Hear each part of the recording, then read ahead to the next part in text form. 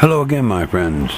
This is Cunneda, and I wanted to talk to you for just a few minutes here tonight. Let me turn the air conditioner off here. It's cooled down some since the heat wave, but I wanted to speak to you for just a few minutes here about the storm last week, the big wind and thunderstorm that I spoke about in one of my podcasts, and that many of you actually experienced firsthand as I did.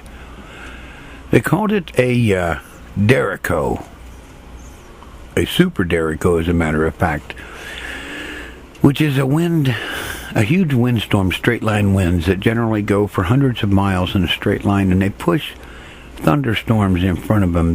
But this particular Derico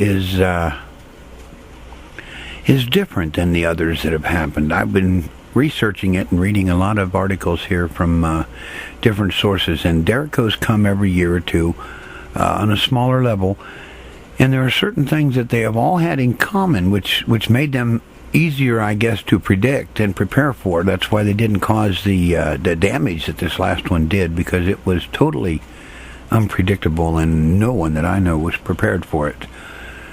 But usually they develop out of very intense low pressure systems, and the winds from the system, as they circulate around, the winds from aloft come down, or pulled down by a vacuum at the bottom as the winds flow out, and this causes this shooting out of the wind, and it's always, or seemingly always, accompanied by massive tornado outbreaks and all of these sort of things that you expect with strong low pressure systems and massive thunderstorms. However, this Derico didn't come from a low pressure system. It came in the middle of a massive high pressure system, or high pressure dome, that had been sitting across the eastern United States for the better part of a week or 10 days and had not moved. And they say it was triggered by an anomalous ripple in the jet stream. Well, you know, that's quite a statement.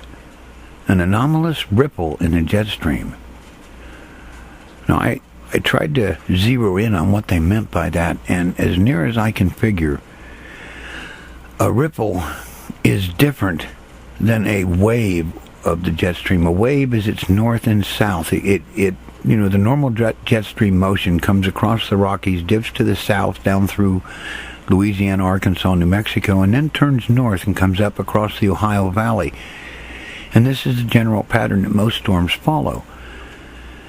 Well, the jet stream has been, for whatever reason, moved approximately 100 miles north this spring and early summer, and therefore the normal pattern of storms that we've been getting that would bring low pressure systems across and through the jet stream, has been well to the north of us with a wave. The jet stream has waved to the north.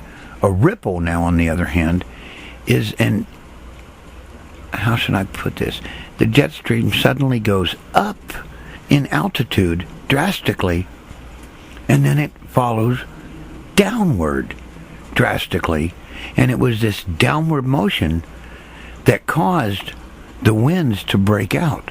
What they haven't actually explained, though, is the direction of the winds. Had this happened, normally a jet stream would go up and down. You would expect the winds to follow somewhere in the general pattern of the jet stream. And this is not what happened. The winds broke out at something about 70 to 80 degrees off the pattern to the south-southeast, where the jet stream was moving to the northeast. All of these things have actually led to weather people and the weather stations, all of the places where I've looked up for information, meteorological things, and all the reports, that they have just said this was an anomaly. Now, just between us, my friends, I don't believe in anomalies. I don't believe in coincidences. Let me lay a scenario for you that could explain what happened to us last Friday. Now, I can't tell you that this is exactly what happened. Certainly the news reports will never go beyond what they are permitted to say and what they've already said. They're simply telling you that it's an anomaly. If they do know what it was, they're not allowed to say. But I have no such restrictions on me here. So let me present a slightly different scenario of what might have happened. All of us know of Harp and its existence, the High Altitude Auroral Research Project. I think that's what it's called. The purposes of Harp, there are many of them, but what they basically do is they work on weather modifications. As a matter of fact, one of the quotes from one of the commanding generals that used to be in charge of it was said that their main goal is to allow the United States Armed Forces to own the weather. That was his exact words. Well, let me lay out a scenario of what could have happened with Harp. I think I already said that. Anyway, they direct high-energy beams into the stratosphere, the very uppermost layer of our atmosphere. And they target these beams, they focus them in such a way to heat the very upper layer of our atmosphere. Now, were they to direct these beams directly north, somewhere in the Arctic Circle, and heat the atmosphere to a certain point, what happens is the atmosphere on that area where they heat it actually stretches and expands out into outer space, forming a kind of bubble within the highest upper layers of our atmosphere. And when this bubble is formed, it creates a vacuum. Now, we all know nature abhors a vacuum. We learned that all in science in high school. So when this bubble is formed, the surrounding air rushes in to fill this vacuum and this vacancy within the atmosphere. And what that does is it has a tendency, well, not a tendency, it absolutely pulls the jet stream north or south, whichever direction it would naturally flow in order to fill this vacuum. So let's just say that an experiment had been going on to see what they could do with certain types of weather systems and storms. So they raise the atmosphere in the northern hemisphere, just in the Arctic Circle there, which in turn pulls the jet stream north.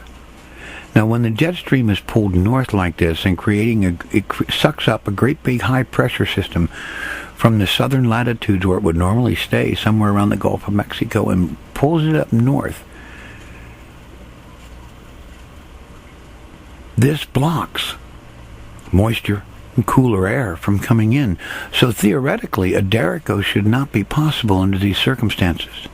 However, the ripple in the jet stream, that's an interesting term that they put in there. And it lends itself to the idea that this was not a totally natural occurrence, because as I've been researching on Harp and understanding the capabilities and what they actually have done and do, they have more than one facility. And they tend to use one facility, the Harp facility in Alaska, to pull the jet stream north. Then if they want to create a weather pattern, what they can do is they take another one of their places, for instance, Arecibo in Puerto Rico, and they focus a very narrow beam right in the middle of that jet stream as it's being pulled north. That focused energy beam creates a very intense high-altitude hole just directly in the path of the jet stream. This forces the jet stream directly up by many thousands of feet, several miles, and then as they use intermittence and they turn that off, the jet stream makes a beeline straight down, but it doesn't go in the direction of the jet stream because the hole in itself acts as kind of a dam to block the flow of the jet stream as it's coming back down, so it squirts out at about a 70 or 80 degree angle to the side. And also, the high altitude tends to cool the air mist that is a part of the jet stream. And as this comes back down, this would explain the sudden, heavy outbreak of thunderstorms that accompanied this wind. as it blew directly south about 70 to 80 degrees off the pattern which you would expect if this were man-made interference with the jet stream. Just a few thoughts, as I was thinking on the storm. I could never prove that something like this was done, and if some way were to ask me why, or if there were any reasonings behind it, I could come up with probably next to nothing other than they were trying this at low levels as a training exercise for the creation of massive storms that they might want to use as a military weapon against others. We are the prime nation, after all, in the creation of weapons of mass destruction. There's never been a people like us anywhere in history. And this is highly deniable. It's very difficult to put a fingerprint on it. And it would seem to me that this may well have been a training exercise gone massively wrong. And the odds are we will never find out. So there you have it. Just a couple thoughts on why it might have happened last week, based on some research that I have done and questions that my mind just always seems to ask. Well, that's all I have for you tonight, or at least in this session, my friends. So until the next time, just something to think about. Good night, my friends.